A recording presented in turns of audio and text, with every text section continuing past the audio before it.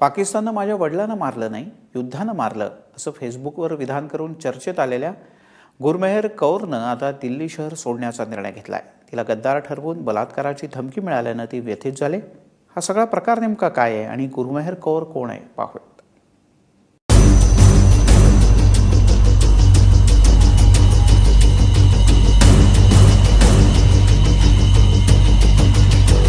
माझ्या वडिलांना पाकिस्ताननं नाही तर युद्धानं मारलं। गुरमेहर कौर दिल्ली विद्यापीठाची विद्यार्थिनी, एका शहीद लष्करी अधिकाऱ्याची मुलगी। पण सोशल मीडियावरच्या या एका मेसेजवरून तिला लक्ष्य करणं सुरू आहे। तिला गद्दार म्हटलं जातंय, बलात्काराची धमकी दिली जाते। काही दिवसांपूर्वी दिल्लीतल्या रामजस कॉलेजमध्ये झालेल्या मारहाण प्रकरणाचा निषेध करण्यासाठी गुरमेहर कौरनं फेसबुकवर पोस्ट टाकली।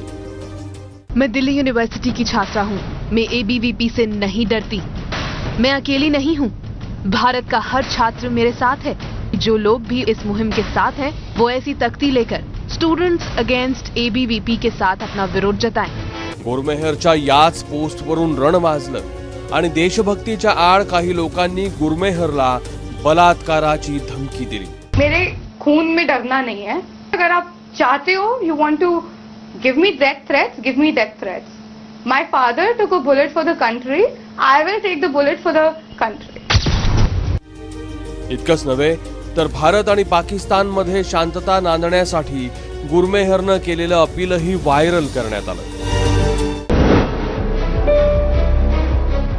जब मैं 2 साल की थी तो मेरे पिता शहीद हो गए। उनकी बहुत कम यादें हैं मेरे पास। मुझे ये भी याद है कि मैं पाकिस्तान और पाकिस्तानियों से कितनी नफरत करती थी, क्योंकि मुझे लगता था कि पाकिस्तान ने मेरे पिता को मारा है। जब मैं 6 साल की थी तो मैंने बुर्का पहने एक औरत को मारने की कोशिश की थी, लेकिन फिर मेरी माँ ने मुझे संभाला, मुझे समझाया कि पाकिस्तान ने मेरे पिता को नहीं मारा, उन्हें युद्ध ने मारा है। अगर युद्ध ना होता तो मेरे पिता साथ होते। गुरमेहरचं हे पोस्टर देशद्रोही असल्याचा दावा काही जण करतायत। गुरमेहरच्या या विधानावरून क्रिकेटपटू वीरेंद्र सहवाग, अभिनेता रणदीप हुड्डा, कुस्तीपटू योगेश्वर दत्त आणि बबिता फोगाट यांच्यासह अनेकांनी ट्विट करून गुरमेहरची खिल्ली उडवली आहे।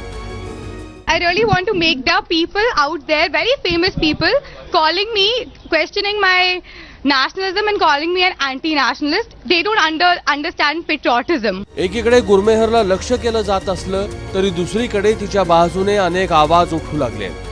पण एखाद्या तरुणीनं शांततेसाठी आपल्या भावना व्यक्त केल्यानंतर तिला बलात्काराच्या धमक्या दिल्या जात असतील तर समाज म्हणून आपण किती तळ गाठलाय हेच लक्षात येतं। प्रशांत कदम, एबीपी माझा, नवी दिल्ली।